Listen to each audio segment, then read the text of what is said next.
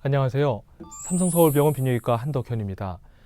몸속에서 자라는 돌, 요로결석이라는 내용 중 이번 시간에는 3편, 요로결석의 예방을 위한 일상생활 관리에 대해서 말씀드리도록 하겠습니다. 앞서도 말씀드렸지만 요로결석이 중요한 이유 중에 하나는 재발률이 매우 높다라고 하는 것인데요. 유명한 보고에 의하면 5년 이내에 한 번 돌이 생겼던 분들의 50%에서 다시 돌이 발생한다라는 보고들이 있습니다. 따라서 이러한 위험을 낮추기 위한 일상생활의 관리가 대단히 중요하다고 하겠습니다. 가장 중요한 것은 평소에 수분을 많이 섭취하는 것입니다.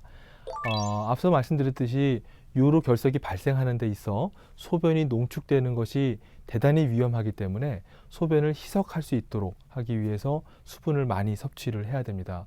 한번 돌이 생겼던 분들은 하루에 소변 섭취량을 2.5 내지 3.0 리터 이상 드시도록 하고요.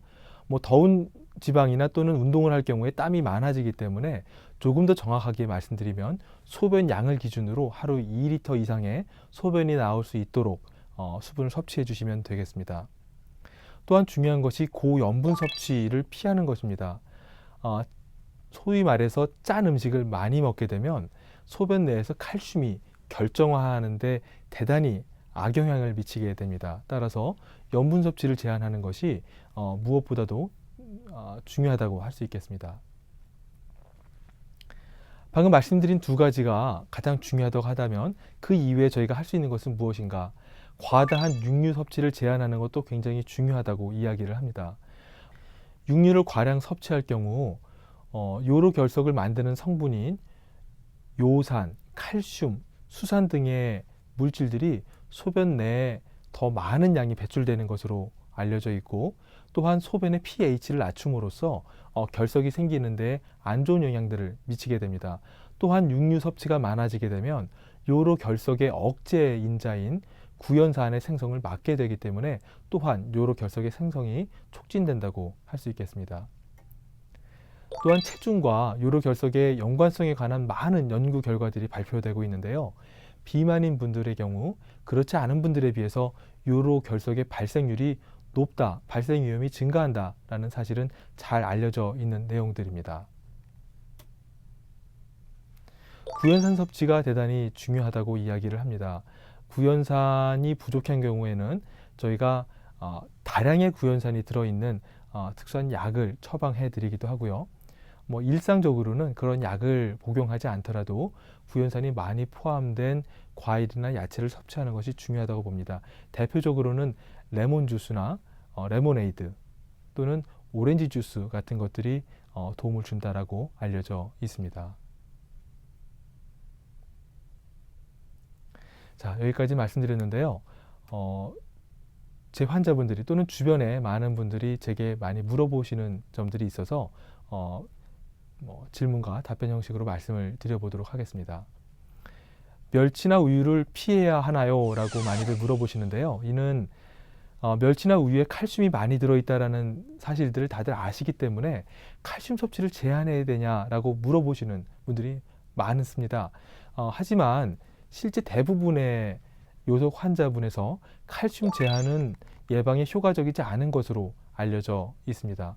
오히려 적당량의 칼슘이 존재해야만 요로결석의 또한 주요 물질 중에 하나인 수산이 장 내로 흡수되는 것을 막을 수 있기 때문에 적당한 양의 칼슘을 섭취하도록 권장되고, 또한 반대로 다량의 칼슘을 섭취하는 것은 오히려 또한 칼슘 농도를 너무 지나치게 높임으로써 결석 형성에 악영향을 미칠 수 있기 때문에 다량의 칼슘 보충제는 특수한 경우를 제외하고는 섭취하지 않는 것을 저희가 권장하고 있습니다. 하지만 골다공증이 있다라든지 기타 다른 질환으로 인한 칼슘 보충이 필요하다면 당연히 보충은 해야 될 것입니다. 맥주를 마시면 요로결석의 예방에 도움이 되나요? 라고 묻는 분들이 계십니다. 결론부터 말씀드리면 관련이 전혀 없습니다.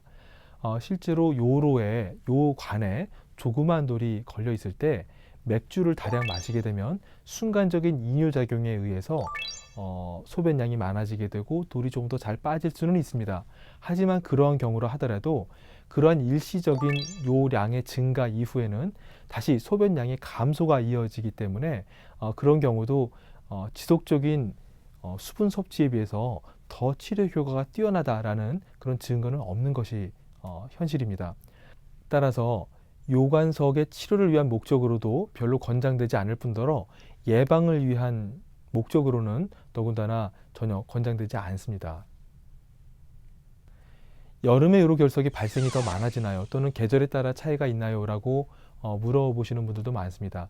실제 계절별 요로결석 환자분들의 추이를 살펴보면 7월 내지 9월까지 여름철에 환자분의 숫자가 급증하는 것을 알 수가 있습니다. 이런 것은 아까 말씀드렸듯이 환경적인 요인 중 기온이 대단히 중요한 역할을 한다라는 것을 대변하는 결과인데요.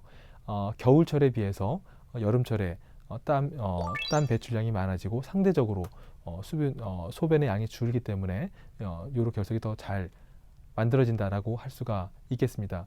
이 외에도 여름철에 이제 야외 활동이 많아지게 되는데 이때 햇볕에 많이 노출되게 되면 바이타민 D의 생성이 증가되게 되고 이러한 것이 또한 소변으로의 칼슘 배출을 조장하게 만듭니다. 이런 이유들이 또한 여름철에 결석이 많이 생성되는 이유로 볼 수 있습니다. 비타민C를 많이 먹으면 요로결석이 잘 생기나요? 라고 묻는 경우들이 또 있습니다.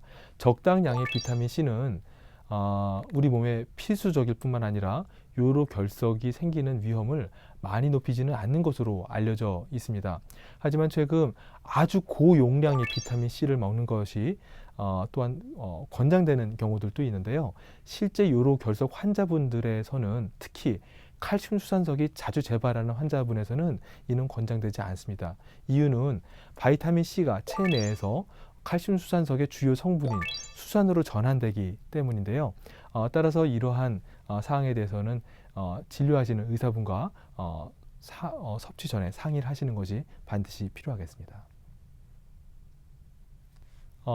또한 최근에는 요로결석을 진단하기 위해서 CT가 반드시 필요한가요? 라고 묻는 분들도 많은데요.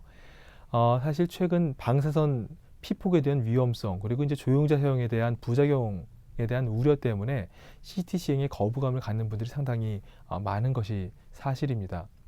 하지만 현재까지 학술 지침에 의하면 요로결석을 진단하는 데 가장 정확한 결과를 보여주는 것은 CT라고 할 수가 있겠습니다. 다행스럽게도 요로결석의 진단을 위해서는 많은 경우 방사선 피폭이 적고 조영제 사용이 필요 없는 비조형 CT를 시행하는 것만으로도 충분하기 때문에 CT를 찍는데 너무 겁을 먹으실 필요는 없다라고 생각이 됩니다. 다만 수술적인 치료를 계획할 경우에는 이 신장이나 요로의 정확한 해부학적인 구조를 확인하는 것이 필요하기 때문에 조영제를 사용한 조영술 CT가 도움이 되겠습니다. 이상 일상생활에서 요로결석의 예방에 관한 내용과 또는 흔히들 궁금해하시는 내용에 대해서 살펴보았습니다. 마치도록 하겠습니다. 감사합니다.